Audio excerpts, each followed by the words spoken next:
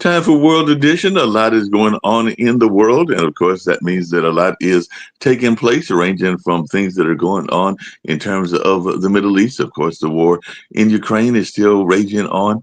And of course, there are a number of other things that are taking place that people are paying attention to, including the fact that here in the States, we are getting ready for Thanksgiving, which will be on Thursday. As a matter of fact, some of our programming, including Economics Monday, will not be airing today because of Thanksgiving and all along those lines. But we'll be seeing what's going on and what folks' things are in terms of what they've got on their minds and all along those lines. So a lot will be taking place. As I know, I'll probably be heading to Mom's house for Thanksgiving, and of course, a lot of people are trying to make sure that they've got the food for go for Thanksgiving and all along those lines. So a lot is definitely taking place, and we're always glad to be covering a number of these things that are going on and all in that way. So a lot's taking place, and we're glad to be adding to the conversation. And I'm going to switch cameras and then bring in my special guest who will be telling me what he's got going on in his world and all along those lines. So we've got a lot of things taking place and looking forward to a great conversation and hearing what people have to say about what's taking place in their part of the world as well. So definitely there's a number of things that are taking place, and it's always good to have these things covered and all in that way. So get ready to switch the cameras and bring folks in so that they can share what they've got going on as well. So definitely that is something that is always fun to do. And we've got an amazing guest that'll be joining us very shortly and all along those lines. So I'm going to switch cameras in my good guest and everything like that. So if you hold on a second, we got a little bit of interference. So I'll actually get ready to bring the other one off and get ready to start and bring in Guru and everything like that. So it's a great conversation. It's always one that we love having, and we're looking forward to an amazing conversation with Guru Yogi Shivan, who is that are here to join us and all along those lines. So how are you doing? I know that a lot of times people are paying attention to what's going on in the world. You know that this is definitely the West, and a lot of people are paying attention to troubling times. But when reading about you, had heard that you had found out that a lot of times even people that have a lot of wealth and things like that aren't always the happiest people in the world. So sometimes they have to find a way to find happiness, even if it isn't through the material wealth and all along those lines. So sometimes people think that they can find happiness through wealth and things like that. But in your research and in your work, and if you can tell people about your institution in there in India, I'm sure folks would love to hear about that as well. So looking forward to learning more about what you've got going on and what's happening in your world. Namaste all.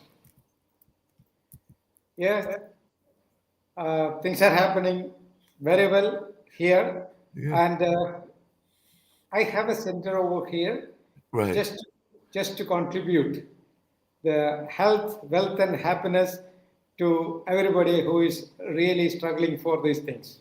right. Yeah, for that we are already organized a place where people can come experience the traditional wisdom Hmm. and through practical ways. People can ask questions and know more about themselves and find the remedy for their existing problems. Yep. It is fundamentally based on Indian traditional uh, science. Yep. When did you first get involved in yoga and everything like that? I know that during the pandemic, a lot of people became interested in yoga. I know that even a dance group that I was part of that was doing like some online dance events and everything like that, they had people practicing yoga in between. And then some people are intimidated by yoga because of the different positions, but I know it's not a reason to be intimidated and all along those lines. So just tell me a little bit about your history and when you got involved as a yogi. Right from my childhood, I was into all kinds of aggressive actions because I was a hyperactive child. So I had gone through all kinds of Indian traditional martial arts. Then I went for Indian classical dances. So everything is very aggressive action.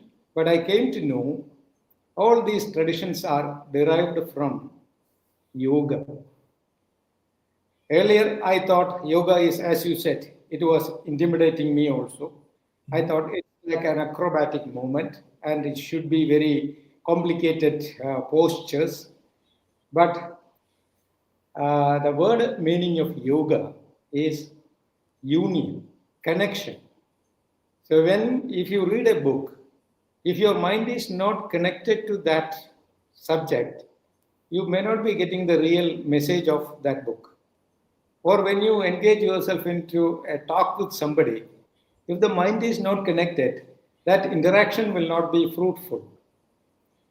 That means each and every action, if it is meant for success and happiness, our mind should be connected to that, united to that. That is what is called yoga. Okay. Unfortunately, people are taking one part of its section. It's a comprehensive science, but one section of the physical discipline is taken and described into sports method. Then people think it is a physical exercise. No, it is a total understanding about our system, how my system is intricately connected to the cosmic system. Once you get that connection, you will feel that you are not alone. You are an integral part of this cosmic identity, Yeah. which is something special. The moment you feel the infinite energy, you are what you know. Yeah. This is what is happening, and that will give you the best result. So, anyhow, from my journey through the journey of these physical disciplines, I got into a conclusion that every rhythmic, violent actions are slowly taking to a wonderful silence. When you listen your silence, you will come to know there is a subtle violence happening within you. So, oscillating from silence to violence will be a wonderful journey, and that will give you immense pleasure. The happiness will come from within, and it will not be depending on any external support. That is what is called eternal freedom. You will feel that, oh, I am something which is special and related to me alone. That is what is called self awareness. Uh-huh. The ultimate aim of yoga is gaining that ultimate, freedom and that perfect awareness. And once it is done, everything is easy and comfortable for that person. Yep. Now, some people are confused, and I read one of your presentations and everything like that, or watched a little bit of it. How much is yoga considered a religion, or is it not a religion? Because I know a lot of people are thinking that it is a religious practice, and of course, a lot of India is a Hindu, but I know that there's also a decent amount of Buddhist and other practices. But I did notice, as I mentioned earlier, that during the pandemic, a lot of people came into practicing what they call mindfulness, whether that's yoga or meditation or other practices as well. But I was just wondering, in your philosophy and in your teaching, is yoga considered a religion or not a religion? We must come to know the real meaning of two words. One is religion, one is Hindu. Mm-hmm. Yes. Religion, English word derived from Latin origin, religare, meaning is union, yoga. So, if you want to succeed in an action, your mind should be united to that action, subject or object. So, once you come to know the reality behind your own system, now people are not aware of the real functions of their own system. They don't know why they are breathing. They don't know why they are drinking water. They don't know why we are born. Nobody knows. The fundamental questions are not answered. If you want to get an answer, your mind should be connected back to the matter, body. When mind and matter merge each other, union takes place. religare, then you will come to know something beyond your body, mind. That is what is called spiritual awareness. Okay. From that term, religare, word religion evolved. Unfortunately, instead of taking the science part of religion, people fell into certain sects of beliefs. Beliefs are not real, it should be verified. Unfortunately, again, religions became adamant. They are not ready to be verified or to be questioned. That is one section. Here, Hindu. What is the word meaning of Hindu? Hakaram Bindu Samyuktam Hindutva. This is a Sanskrit term. Means if you are not breathing, your mind is not working. If you want to arrest the mind, stop the breath. So once you inhale, there will be a sound in the throat called hum, from which the word heart evolved. Your heart is beating because you are breathing. You stop the breath, heart will also stop. So the mind is wandering everywhere. If you want to stop the breath, or stop the mind and bring it to a bindu. Bindu in Sanskrit, point. Everybody needs one pointed mind. Then only it will be sharp. So the moment the bindu is merged into your breath, hum, that state of consciousness is called Hindutvam in Sanskrit. From that knowledge, when your mind is merged into a point, like according to modern science, if the whole universe is merging into a one point, what is that? Called black hole. In the black hole, everything is dissolved. Then when there is a Big Bang happens, the universes are being evolved. This is what Big Bang theory and black hole theory. As far as modern science is concerned, that is the ultimate conclusion. Beyond that, nobody knows. Right. But spiritual scientists went beyond it. They said it is happening within you. Your mind, once it evolved in your deep sleep, suppose somebody is sleeping, that person doesn't know where he is. He is into a black hole. As slowly he is waking up, his world is evolving. So evolution and involution happening in our life day to day. Yeah. This should be understood as from a bindu, from a point your consciousness is being evolved, then that evolved mind or consciousness is being dissolved into a point. That point is called bindu. That reality is merging into your own heart. Yeah. That state is called Hindu. In that sense, it is derived from Hindu. And if you ask me whether it is a religion, yes, that is the reality of your existence. When you become real, when you realize about the reality, I will say you are religious. Otherwise, you are a follower of religion, not an exponent of religion. Yeah, that makes a lot of sense. Before I bring in Rick and one of the founders of the network, hopefully he'll be joining us as well, Nick Palveda, but Rick is here as well, and he's in California and all along those lines. It seems like we have a lot of troubles around the world and everything. I mean, it's part of what we talk about here on the news show. I didn't really get to the news briefs the way that I usually do and everything like that, but how can you use your philosophy in order to make the world a better place? Because I'm sure that you are seeing the same things that the rest of us are seeing, which is a lot of turmoil in the world and everything like that. So how can we use Hindu or any of the religious philosophies to get us out of this turmoil that we're in? See, there is a book written in India around 6,000 years ago. You know what it says? If you need a change, first change should be from the individual. If the individuals are changing, a village will change. If the villages are changing, a country will change. If the countries are changing, the whole world will change. That means if you see turmoil everywhere, yes, the turmoil is happening within the person. Every individual is having that inner clash. As far as science, modern science goes, our intellect, is managing only 5% of our system. And 95% is being controlled by our subconscious mind.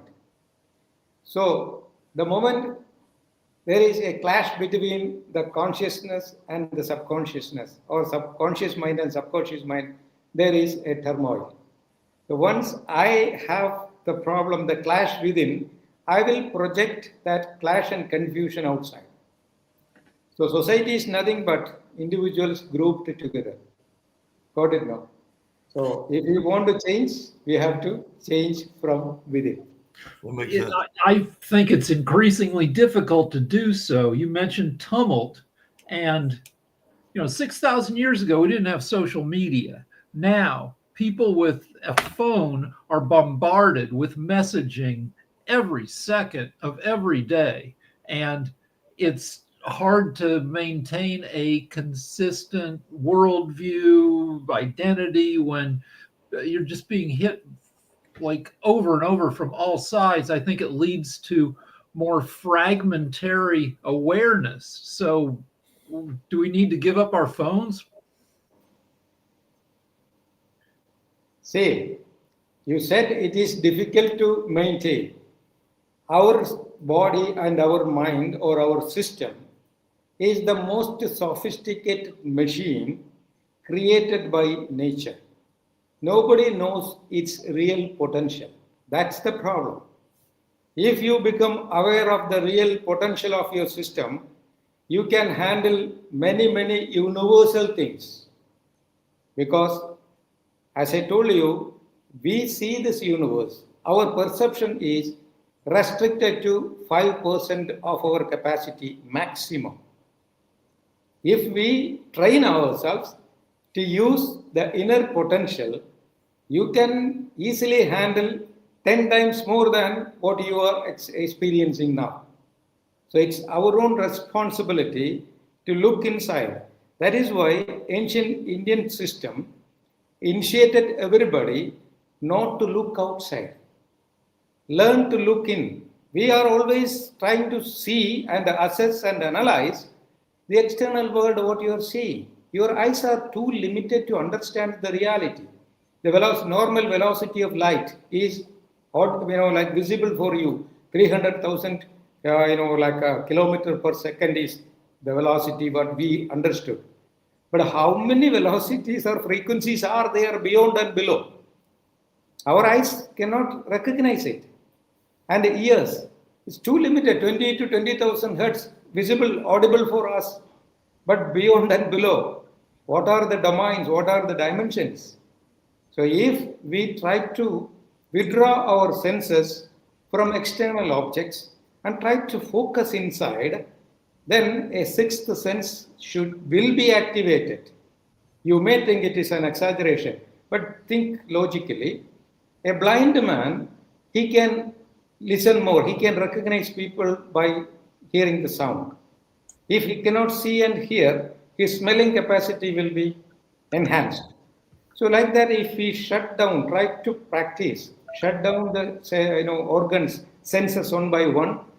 Once we succeed in shutting down our five senses, definitely a sixth sense will be activated, which is called a third eye, yogic eye in India.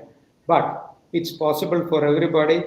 The moment we reach to that level, we can shift our awareness from our intellect to the instinct. Instinct is very powerful. Activate it. Then you can see the fun within. Okay, but I have an analogy for you. In America, 70% of people are overweight or obese because in the past 50 years, food in America has gotten really cheap and really delicious. And when 2/3 of everybody is overweight, it's not a problem with people, it's a problem with the food tasting too good. And you can only have so much discipline, and asking people to shut down the sensory input to achieve a new is tough too, because the information you get from all the junk that comes over your phone and over your computer screen is so delicious that people they eat too much of that, and it's very hard for modern Americans at least to step away. Again, you are talking about your weakness. Yeah, but if everybody is weak, if there are now as many smartphones in the world as there are people, and so if everybody is weak, if only one person in 100 can push it away, then it's a problem with the technology and more so than the people. Yes, you are becoming the slaves of technology. Yes, this is your responsibility to be unique. Technically, I say everybody is unique. Can you show me somebody who is having your own thumb impression? No. Because you are unique. There is no person like you in the world. Why can't you recognize that uniqueness? Stand on your feet, control your mind. Instead of looking outside, learn to look inside. When you look inside, you will come to know your own heart will tell you what is really meant for you. You are carried away with your senses and you see, oh, 70%, 80% people are doing this. It's an excuse. But if you think that, no, my life is my own life, I should make my life, take a decision. Definitely, nature will support you to stand on your feet, being away from this mass. Sorry to use this word, there is a mass hysteria everywhere. Yeah, that makes sense. Hey, Guru Shivan, just really quickly, because I know when I did research on you, as your people had gotten in touch with me to get on this show, and I knew Thanksgiving would be a good time and everything like that. You had the pleasure of talking to a lot of, and Sasha's here with us as well, to talk to a lot of high influence people. For all I know, you might have talked to Elon Musk and everything like that, but you found that a lot of them were not as satisfied as you thought they were going to be. So could you tell me a little bit about this research of yours? Because it seems to me that when I read about you, you found that a lot of high wealth people, whether they were in India or whether they were in the West, were not as happy as you may have initially thought they were going to be. So tell me a little bit about this, because it seems like you had the pleasure of getting to know quite a few high wealth individuals. Yes, I have seen many people from the low level to the highest level in my life in my Middle East. But I found that, or I experienced a reality that nobody was eternally happy, whether they are poor or rich, whether they are illiterate or highly educated. Then what I concluded, through my experiment and experience, I came to a conclusion that so long as we are trapped into the limitations of our intellect, nobody can be eternally happy, because the intellectual happiness or the sensory pleasures are evanescent. There is no static existence, no stability.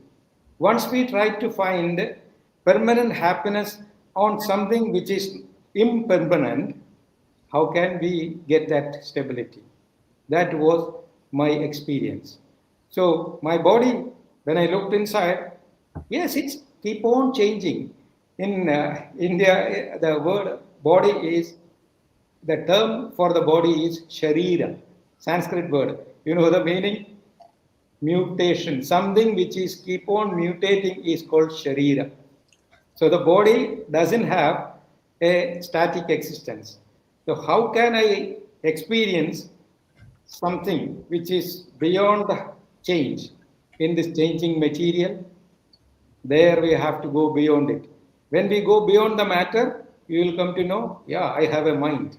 More than the body, I have a mind. Mind is always fluctuating. Millions and millions of thoughts are coming. There is no stability. Observe it. Then you will come to know something is beyond the mind also, which is stable. So then I came to know this modern world is not familiar with this kind of realization, self-realization. So irrespective of the social status, I have not seen anybody who was eternally happy. That is why I left that colorful life and went to a forest in search of the truth. I followed the path of the masters who had gone beyond their senses. I learned from the books, verified with somebody who already experienced, and learned from that people the technical side. After learning that, I went to a forest. I immersed myself into my own silence. The moment you learn to listen your silence, that silence will speak to you. That will be the best message for you. Your heart can guide you. So that is what even Albert Einstein very clearly stated. Whatever we discover or invent through our intellect must be translated through the language of heart. Otherwise, it can be harmful. What Just is really, huh? yeah, just really quickly along those same lines and everything. I've had the pleasure of talking to some different religious people and some different people of philosophy as well. And I remember many years ago, and I've brought this up a couple of times, seeing a ABC or a American special about religion, and it found out that most of the religions have the same basic principles and everything like that. Love thy neighbor, love thy family, mother and father, love Mother Nature, and a couple of other basic principles. But unfortunately, there are extremes on all religions. I don't care whether it's Islam or Christianity or even extremes in the Buddhist and Hindu religions as well. So is that part of the problem, is that we are listening to Rick's point too much to the extremes and not enough to the true nature of all religion? Yes, that is actually even now also religious leaders spoke about something which is beyond the change.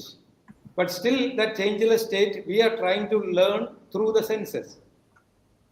See, religious teachings are talking about something beyond our senses. So, first, we should learn how to surpass our intellect. Without that practice, nobody is going to understand the real essence of religion. As you said, everybody is initiating to practice love. Love your neighbor, love your enemy. But what is love? That also defined through the senses. If you want to practice unconditional love, you should be able to go beyond your senses. Then you will become unconditional. Once you are unconditional, your love will be converted into an energy, like a rose flower. Once it is blossoming, the flower is not asking somebody to enjoy the beauty and smell the aroma. No, the flower is just blossoming as the flower. Then anybody who is around that area, who is having an open nose, they will take a deep breath. And anybody who is having good vision, they will enjoy the beauty. So flower is not bothered whether it is being enjoyed or not. That is what is called unconditional love. So everybody has the potential to blossom up from within. Come on, then we have to do it unconditionally. That will be the real message of religion.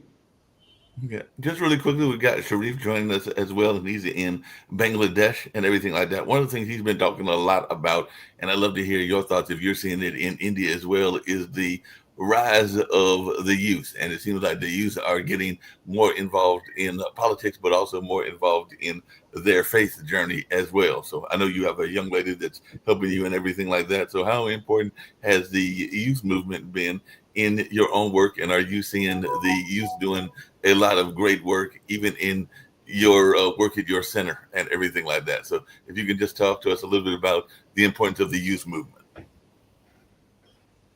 See, these are all again politicalized religion. People are seeing something through their narrow vision. And people say, I am right. You should also follow me, and then only you will be right. No, we should be able to appreciate ourselves first. If I have self esteem, I will come to know how to respect others. If I don't have my own self esteem, what will happen? I will be ignorant to respect others. Once that ignorance is there, the companion of the ignorance is arrogance. The person who is ignorant and becoming arrogant and endorsed by some of the beliefs, then it is such kind of people can easily be institutionalized. There the politics will come. The worldwide the problems are, it's not only in one area, all over the world, what's happening, there is an unnecessary clash, unnecessary competition. All these competition and clashes can be easily handled if they are prepared to sit and talk. In India, again in yogic tradition, it is called Sama, Dana, Bheda, Danda, Chaturmarga. Four methods are there to establish peace. It's a very interesting. I was so fascinated with that. Sama means make equal. If one of my friends is having a problem with me or like a disagreement with me, I should make him sit with me. Come on, we are equal. Let us share our energy. So talk each other. So it's called Samya. Means you might have heard about a name Swami. Swami means everything can be handled in a like equal way. Synchronization. If that is not working, you give something. Avoid the clash. If you are wealthy enough, physically, mentally, financially, spiritually consistent, share that energy, give him something, whatever it is, and avoid that clash. Dana means giving up. If that also not working, the guy is very arrogant, then take him to in a court, bring it to in front of law. Let the judge decide what's happening. So go to an intellectual argument. That's called Bheda. If that person is not ready for that also, then only use power, Danda. These are the four ways even permitted by traditional people. So before this Danda, means attack and physical clash, three sections should be experimented or should be adopted. But unfortunately, now all over the world, what do you see? There is a clash or disapproval or disagreement between two people or two countries. They are getting into a fight because there is no spiritual harmony. Everybody should be aware of scientific spirituality. Then the clashes will be gradually vanishing. That is the only way. That's usually I say the soul, the essence of Indian wisdom can solve the problem of the world. This is what I say. Yeah. How do you get past the whole notion of arrogance and ego? Because there's a lot of arrogance and ego throughout the West and everything like that. And that seems to be part of the problem as well. So how do you get people to get out of their mindset and get past that notion of arrogance and ego? I mean, we've got certain people in political office that definitely have quite a bit of ego and arrogance and don't always want to listen unless it is beneficial to them. And I'll just leave it at that. So how do you get past people that have a certain style of arrogance? See, that's what we have to make a plan. People find it is very difficult. It's like when like a epidemic is spreading everywhere, like COVID-19. People were reluctant to go for vaccination. But what happened? Almost all governments became determined and they forced the people take the vaccination. That was the only way in front of the governments. I was not ready for taking vaccination. But government said, if you want to travel, you have to show the certificate of vaccination. Then I was forced because I wanted to go to other country to see my daughter. So like that, if the ruling front or the leaders become aware of the benefit of scientific spirituality, please mark the word scientific spirituality, then enforce that among the society, definitely we can make a global change. Interesting and everything. I noticed you've got an artwork in your back and everything like that. So is that one of your art pieces or an art piece of one of your students? Sorry? I noticed there's an art piece behind you. Is that one of your artworks or one of your students? It's right behind you. It's not? Is it a student's artwork? There's an artwork behind me. Yes, is that your artwork? It is an artwork of my student, one of my students. She's an artist, and when I explained about this thing, that is the symbol of marma, vital points in the body.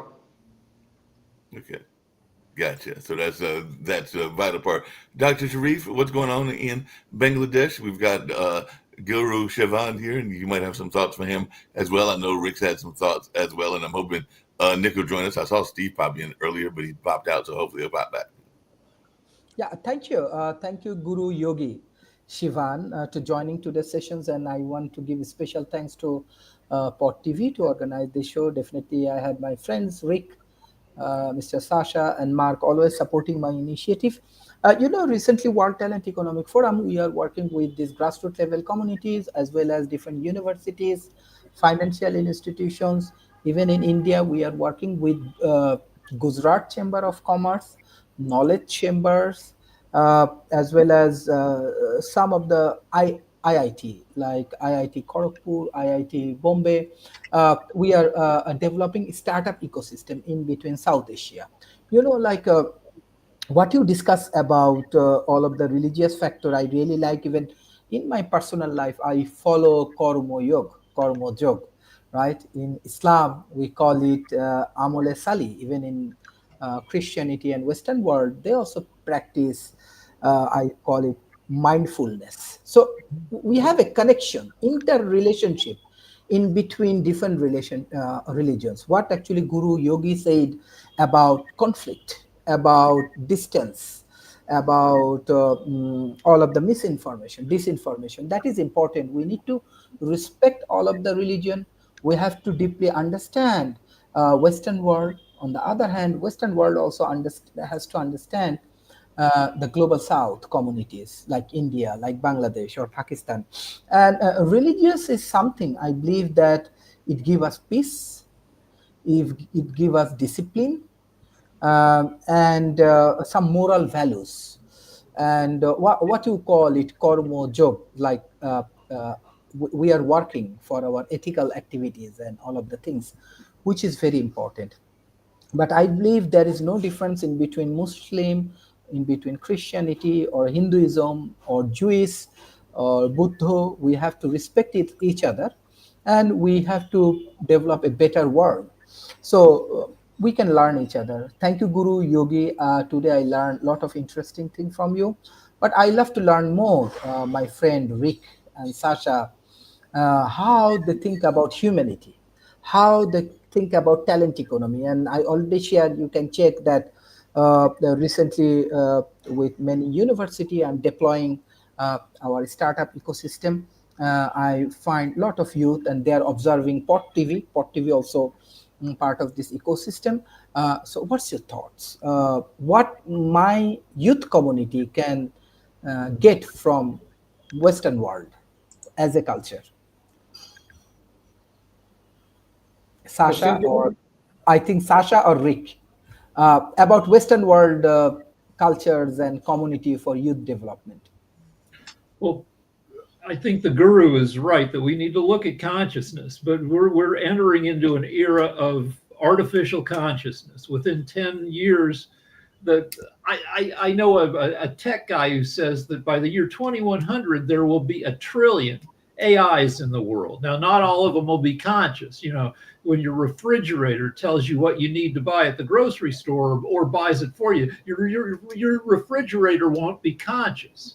But, you know, if you want to get a robot girlfriend in the year 2085, that'll be possible. And the technology, you know, with the chips in our head and all this stuff that's coming will enable us to connect to each other and to, well, more intimately than ever before, and pipe information directly into our head more powerfully than ever before. And the guru's right that, yeah, we need to look at consciousness, focus on it, but what we think of as consciousness today will change over the next 50 years when AI, becomes this, the most powerful thinking entities on the planet. And how do we fit into that crazy new ecosystem?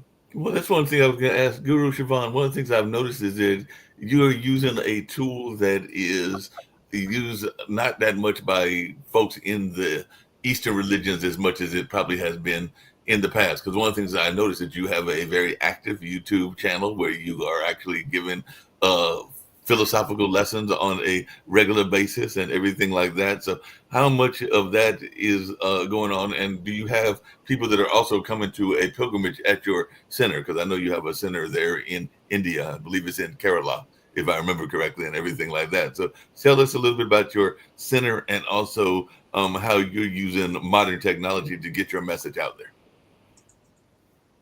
That's what I'm saying. See, everything is changing. Technology, right from the beginning, technologies are changing, and it was there and is going to be there. Like many people say, ancient people were not scientific and they didn't have much talent. See, there is a temple in South India, 1,200 years old, 1,200 years, and it is made with a certain technology which the rocks are interlocked each other. There is no metal used. Around 200 feet high, you can see that, and how people made it. And astrological calculations. Now we think the earth is round. How many thousands of years ago it is clearly written Bhugol, means it's a spear shape. So people were there, they were having different types of knowledge. Now we keep on changing. Right now, we are exchanging our energy through these kind of machines. Mind is using machines to interact each other. Then maybe, as he said, next 50 years, 100 years, things are going to change. Same time, our intellectual efficiency also will change. So keep monitoring this change. Then we can handle everything in an efficient way. Where we fail is we don't know how to use this machine. Like now, there is a computer is in front of me, and I am not very much, experienced. I am not an expert in this. I don't know how to use this machine properly. That's why always I keep an assistant. So if I try to handle this, definitely I will be in trouble. Same way, this is the most sophisticated machine given to us by nature. But again, who is the nature for yourself? If you look inside, you will come to know you are the creator for your own body, your own mind, and your own existence. So I forgot about myself. That's the problem.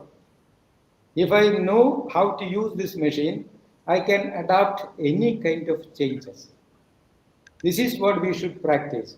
So modern technology will keep improving, and one day we'll reach to a position that our intellect cannot go beyond certain limit. If you read that book, Tower of Physics, written by Dr. Fritjof Capra, he was an atomic scientist. If you go through that, as a scientist, he was concluding that where the ultra-modern science has abruptly stopped, there the Indian spirituality has got its beginning. There is a book, 2,200 years ago, it started recording it. It's called Yoga Sutra, the authentic text of yoga. You know how it starts? Chittavritti Nirodha Yoga. We want to know the reality, arrest the functions of mind, obliterate the boundaries of your intellect, then go beyond it. The whole book is starting from that point. You stop the mind, then the science is being revealed. So use this all technologies, and you are destined to do that, and you have the right to use everything. But the technology should not guide you or control you. You should control the technology. This is what we have to adapt. How much does you find your message getting through even to the leaders of India? I know a lot of people are big fans of Modi, even though I know there are others that aren't big fans of him in India. But are you able to have a direct access to a leader like a Modi, or is that something that you don't even try to have, is access to the political leaders of the world? I love Modi because he represents the Indian tradition. These many years I have been studying the political ideologies, but they were not aligned to the traditional values of India. But this person, as a politician, he declared that I am from this tradition, and he is really, following the tradition, propagating the tradition, and he is using that spiritual value for uniting people. This, see, we cannot forget about our forefathers. Our tradition is the real strength. According to modern science, also, now we can say this life is an extension of my 7 genetic memories. If I am not educated, if I am not appreciating my, predecessors as a successor, how can I be successful? So this is what is his charisma.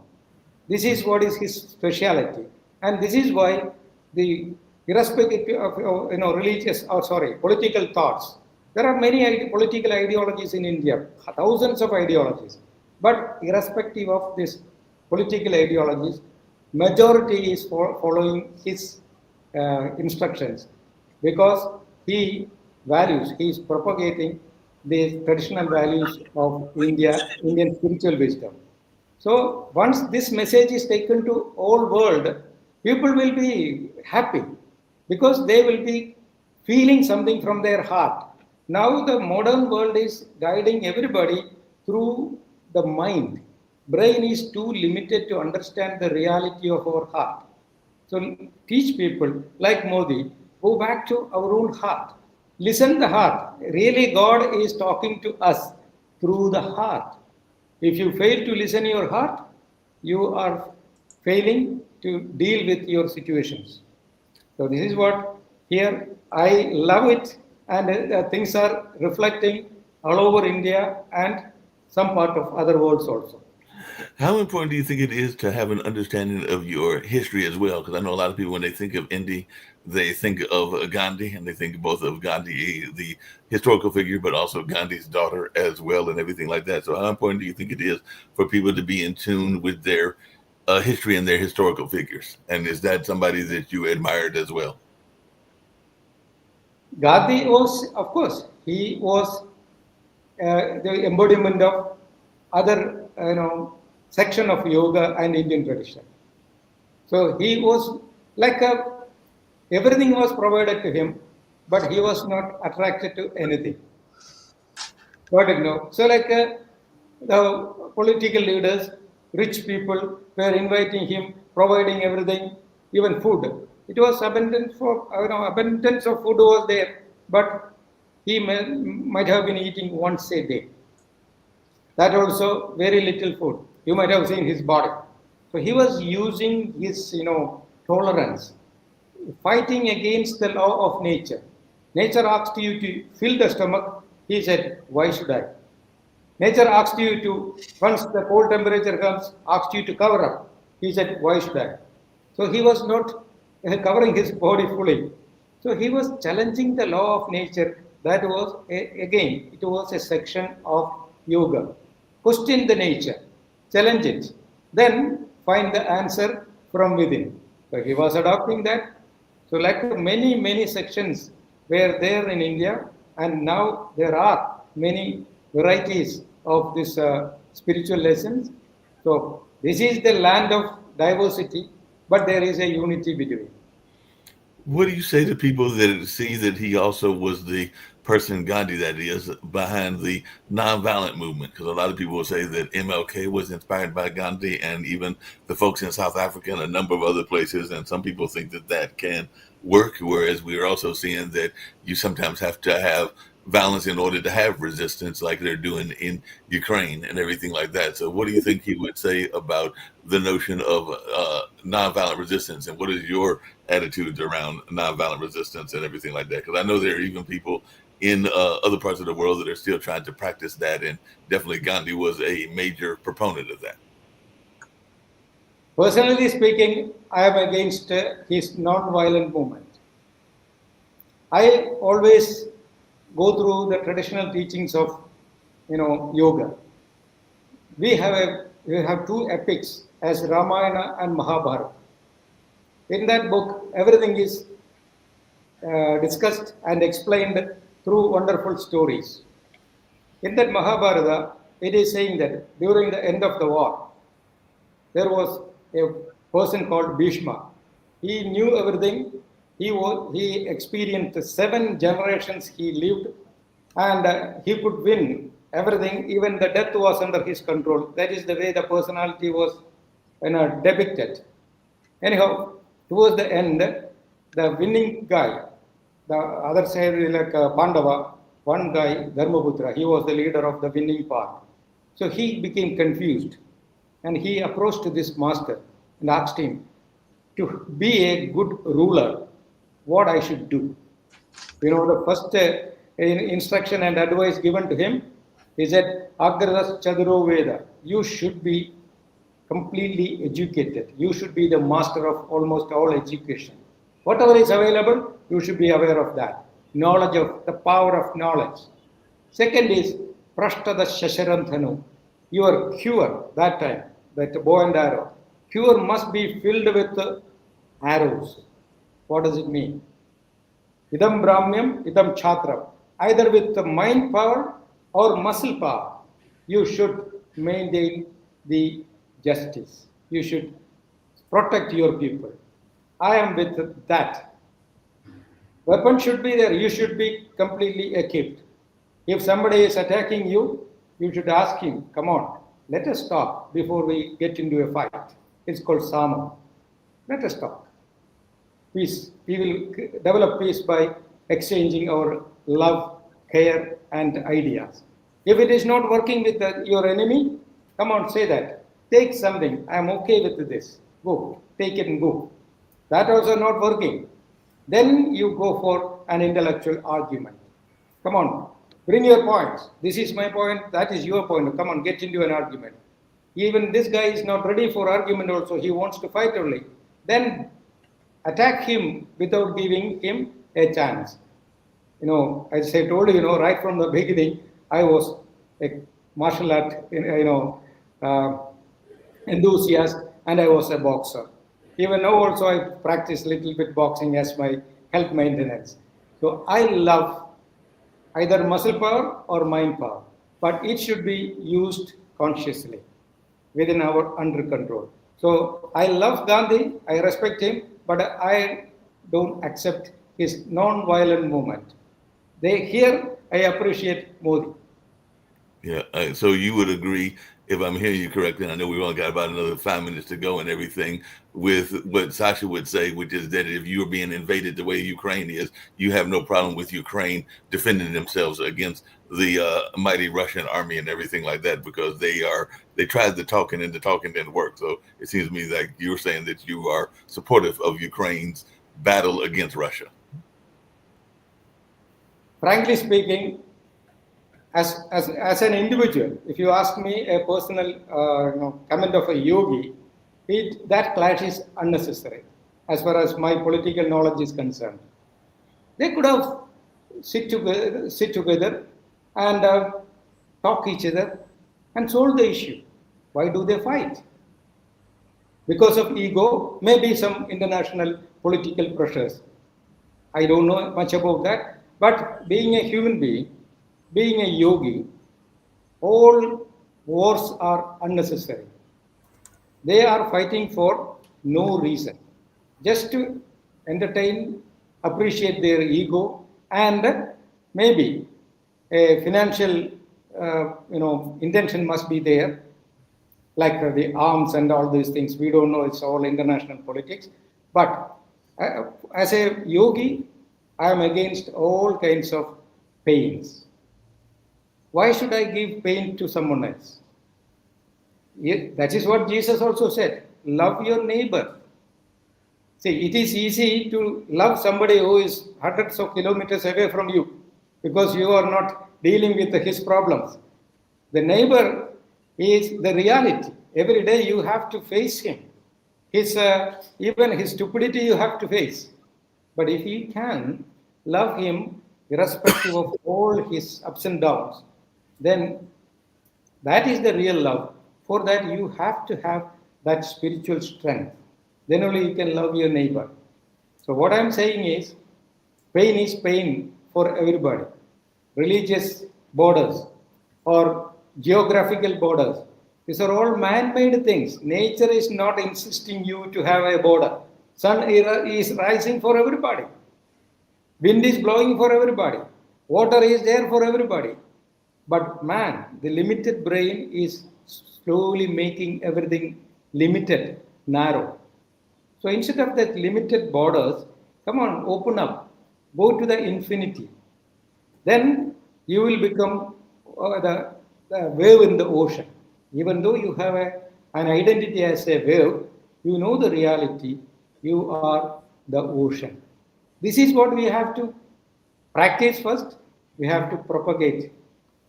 Yeah, that makes sense and everything along those lines. Just really quickly, if you can tell folks how they can reach you and about your YouTube channel and everything like that. And we'll be back on tomorrow. We've actually got a guest that's going to be discussing something that I know Rick will be interested in because she's got one of the few flying cars in the country and everything like that. So she'll be here to talk about the flying cars and everything like that. So she'll be joining us tomorrow and everything like that. But tell us, folks, how you can be reached and how you can be contacted and anything you want to about your YouTube channel and or your center itself. Yeah, there is a website, intimacy.com. Everything is available there. Even Intimasi, Indimasi.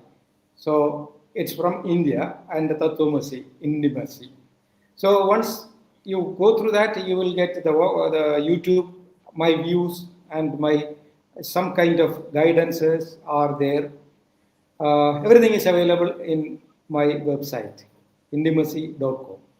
Well, I appreciate it and everything. I appreciate your assistant helping me find you to be a guest on this particular show and everything like that. Ricky, got any final comments that you want to leave Guru Sivan and everything like that before we get ready to get on out of here? Just that I agree that we need to focus on consciousness and what is going to be happening to it over the next 50, as the Guru says, tumultuous years, and how to survive the tumult. Yep, definitely. So any final thoughts you want to give us, Guru, for 30 seconds, and then we'll get ready to get out of here with the intro, which I did not use at the beginning. I used the 30-second clock, but I'll use the regular intro to get us on out of here. So any final thoughts you want to share with our audience? Only thing for everybody, focus on ourselves and be settled within. Then we can share that consistency with others. That is what, find happiness within and share the happiness with others. You can share what you already have. Well, I appreciate you being on, and we'll be back, like I said, with Heather Churchy and her flying car on tomorrow, and we'll be back with some other guests as well. But you've been a great guest, and I appreciate your insights, and we'll see you hopefully in the near future as well. But it's been a good conversation, and look forward to many more of them with you, Guru. So, like I said, we're going to get on out of here from Pod TV and World Edition, and I'll see you on a later time. So definitely enjoyed the conversation. Thank you. No problem.